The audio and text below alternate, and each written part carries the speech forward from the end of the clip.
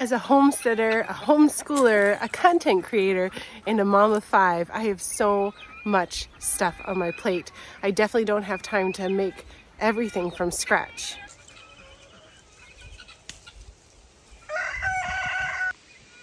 Ugly apples like these are absolutely fine. But if you find an apple like this, don't use that one.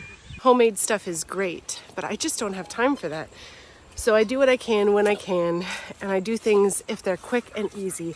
And I'll tell you what, making apple cider vinegar is so quick and easy.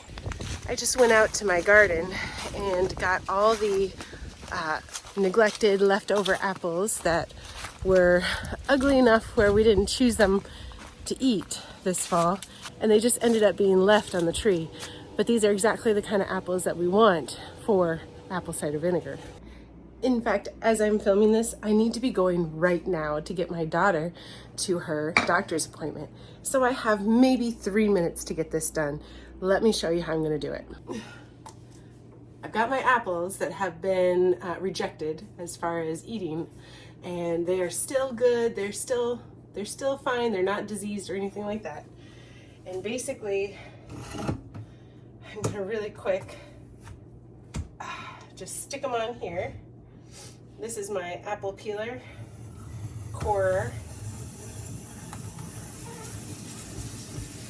I got this on Amazon for like $10. So easy. So look, this is a great way to eat apple too, by the way. But I'm gonna kind of break that up a little bit, throw that in here.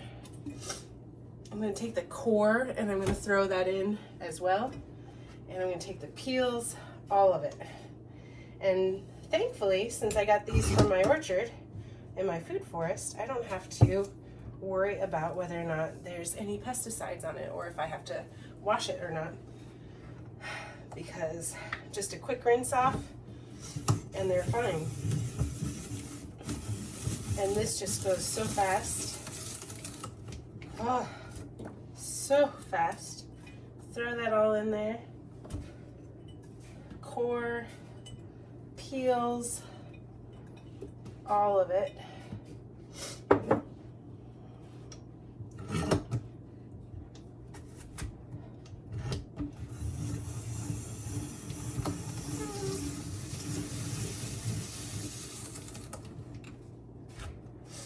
My friend had one of these and she was making apple pie for Thanksgiving, and I think it was like an apple crumb cake or something like that. And there I was trying to cut and slice everything and peel everything myself, and she was like, oh no, just use this tool. And it was remarkable because I had this when I was growing up, and for some reason I just forgot that these existed, and it has been life-changing as far as how quickly it helps me process apples. Okay, so here we go. Apples in the jar, right? And now I've got my sugar. I'm gonna use about 2 tablespoons of sugar. Not even gonna be like super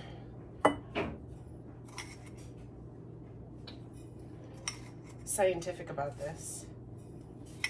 This is kind of a big teaspoon, so I'd say 2 equals a teaspoon, so 4 will probably get to be a tablespoon.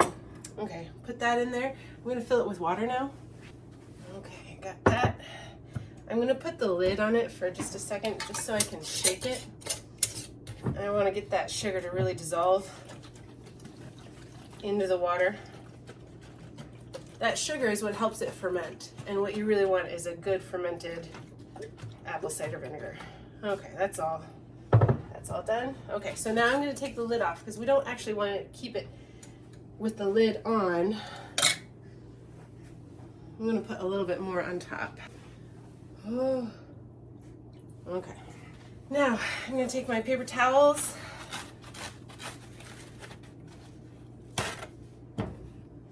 and put that on top. Put a rubber band around the top just to make sure no bugs get in, or dirt or dust or anything like that. I'm going to take a Sharpie and just write the date on it. Today is September. No, it's October. Oh my goodness. And a bug just landed on us, so it's good that we put that there. So 10, I think it's the 22nd today. 10/22. Okay, and I'm going to take this, I'm going to put it in a dark place. I'm going to leave it for 2 to 3 weeks, and I'll stir it every couple days. Okay, here it is. It's going to sit right here for the next 2 to 3 weeks. I'm going to stir it every couple of days, and then we're going to strain it. So I'm going to strain it then through a sieve or a strainer, and then get all the apple out, and then I'm going to put it right back with that paper towel on top, maybe a new paper towel, and let it sit for another 3 to 4 weeks. And there you go, you've got apple cider vinegar. It's that easy. I think I did that in like 3 minutes. And if you're wondering, there's not an exact science to how much apple you put in with the water. Just make sure that the water is covering it, okay? You want to have a good amount of apple compared to your water. You don't want to just have a couple of pieces floating on the top. A good amount, cover it with water, 2 tablespoons of sugar, and that's it. I could tell you guys all about why apple cider vinegar is really good for you, but I assume that if you're looking for a video like this, you already know, and that's what you wanted. So just really fast, quick and easy. Get it in, get it done, and then let it sit for a while, let it ferment, get those bacteria from the air, those cultures from the air, and that's what's going to really do it. So you want the sugar, you want it to have a porous top, like a coffee filter or a paper towel, or maybe a lightly woven washcloth or something like that, and then stir it periodically, 2 to 3 weeks with the apples in, and then 3 to 4 weeks with the apples out, just sitting in that dark, quiet corner. If you want more content like this, there's also another video you can watch where I teach you how to make Amish black drying salve, which is one of our go-to salves. My husband swears by it. It's his favorite. And that's really good to have in your apothecary as well. So click that. I'll put the link for that below. Other than that, you guys have an absolutely wonderful day and stay blessed.